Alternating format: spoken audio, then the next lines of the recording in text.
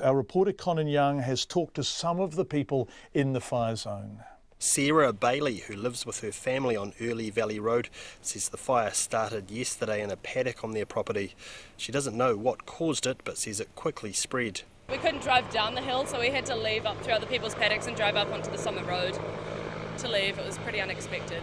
RNZ News spoke to Sarah just as she received word they were going to be allowed back into their home to retrieve some of their belongings. We saw some photos earlier today and it's pretty crazy because literally everything around the house is charcoal now. It's just ashes, and then there's the house. It's this big yellow house and I don't know how the hell it survived, but I'm quite happy that it's done as well as it seems to have. So for now we're just hoping that we can get in, rescue the photos, maybe a pillow or two. On the other side of the hill in Governor's Bay, residents have faced another day of nervously watching a second fire that started on Marley's Hill to see if the winds would continue to blow it in their direction. Amanda Jennings and her husband have been taking turns staying home with their 2 children today after the Bay's school was closed due to the smoke. She says this morning ash from the fire was falling like snow.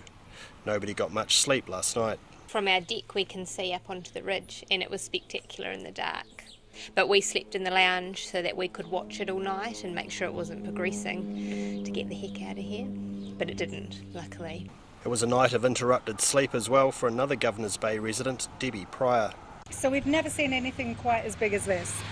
Sort of like once a year we'll possibly see a smaller fire, but this is a big one. 2 o'clock this morning my son woke me up.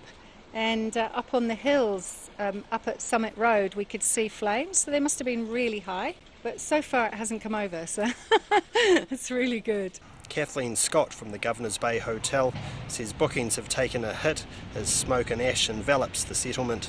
We have like 100 bookings, and so far I think getting close to 20 people in total have cancelled, and rooms have cancelled because of the smoke. And everyone just wants to be here, obviously, because of the view and the outdoor seating, but it's a bit like an apocalyptic ash cloud here.